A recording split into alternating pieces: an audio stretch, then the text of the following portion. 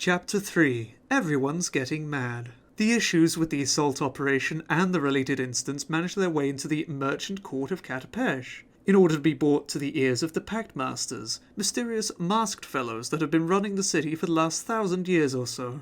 Even though Prince Osman is the Grand Vizier at the Merchant Guild, the rest of the Katapeshi nobles were pretty upset about the whole thing, especially those whose businesses were somehow being affected. One particular man, Sheikh Hossein ibn Shapur, who owned the largest spice trading company in the city, salt being among his main trade goods, pulled strings to get this brought to court.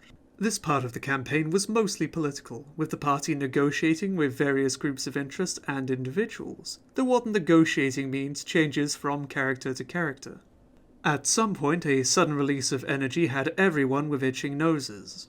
Moments later, one of the overseers shows up yelling, "Accident in the mines, the slaves are escaping!"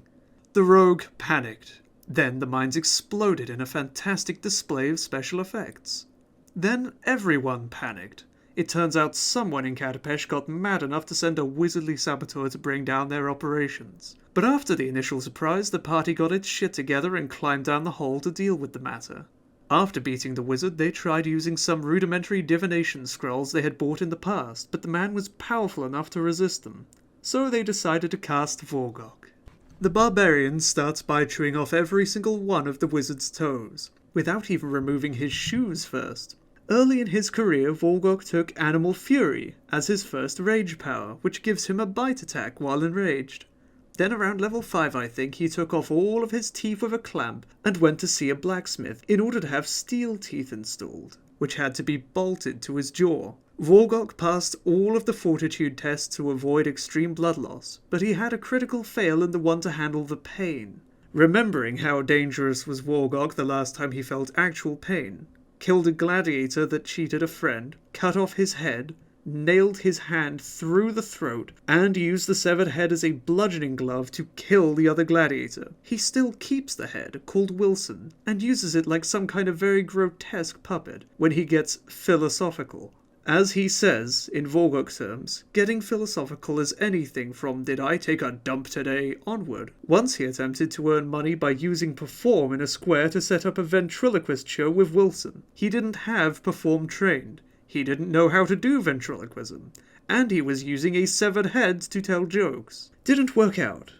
Valenar gave him copious amounts of pesh liqueur, a strong narcotic distilled from local cacti, to control him. But trying to drug up a 2.2 meters tall Ulfan is no easy task, so the party had to chain him down before he killed the blacksmith, who was hammering the red-hot teeth into his jaw over an anvil. The Ulfan had damage reduction thanks to his national feat, and force-feed him every bit of pesh, or any kind of narcotic for that matter, they could find. After the blacksmith was done, Vorgok enraged and ran out.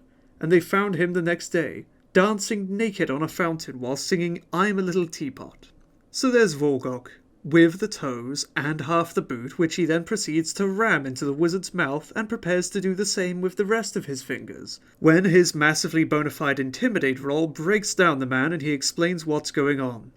The sheik cashed in some favours with an old associate, Emir Kassan bin Fashir, an extremely wealthy man, owner of a jewel trading company, who had ties to a Dao, genies from the elemental plane of Earth in fact. Bin Fashir's mines never produced a single gem. Instead, all of them came from his Dao associate. Apparently, he managed to have the Dao send elemental servants to the para-elemental plane of salt, which is coterminous with the elemental plane of water and the negative energy plane. So getting his own elementals there actually required a bit of extra-dimensional political games with the Marids. This is part of a side plot that's brewing for further down the campaign, though, and to find the other side of the rift, which by then had become a massive cavernous region deep in the plane. To make an estimate, about 1 metric ton of salt pours through the rift every minute, and the operation has been going for about a year, almost non-stop.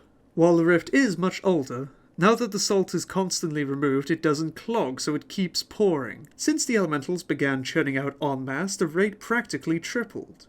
The Dao's servants get some kind of magical apparatus that, when combined with a similar artifact placed by the wizard on the other side of the rift, caused it to become unstable and break in half. As Valenar found out, breaking in half is slang for transitive split, which occurs when a portal has its points of entry severed, and both ends instead open to the transitive plane that exists continuously to both ends, or a random one if the portal connects planes that are not contenomous to the same transitive planes. In this case, the rift became a portal to the ethereal plane.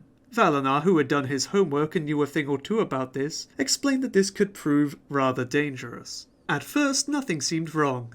Sure, the accident had destroyed most of the facility, but as Hassan put it, at least there is still a lot of salt to sell. Get back to work. Saltspit was pretty unharmed. The village, which by now was basically a Middle Eastern version of Deadwood by all accounts. There's even a Muhammad Al swear engine NPC who's doing pretty big business there. So there were people to draw from to get the operation back to work. They hired a band of Null mercenaries to hunt down the escaped slaves, or to get them new ones if the original ones couldn't be found, and slowly built the thing back up. A couple of weeks down the line, salt was once again being hauled to Katapesh and beyond. Although the elemental processing facility in the city had to be closed and rented to the meat packers, with the rift severed there was no more elementals to process, to make some margin. Still, the new investors were worried that, even though the rift explosion released a huge amount of salt, the fact remained that no new material was pouring through, and so the operation was now less attractive in the long run.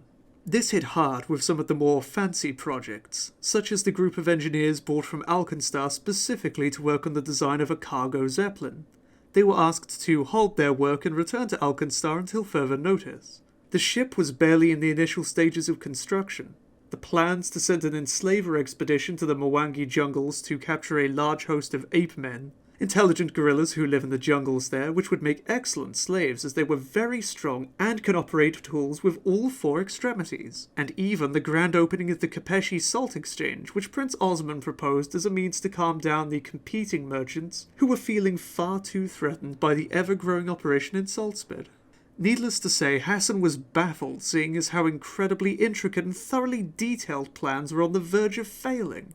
That's when more shit hit the fan.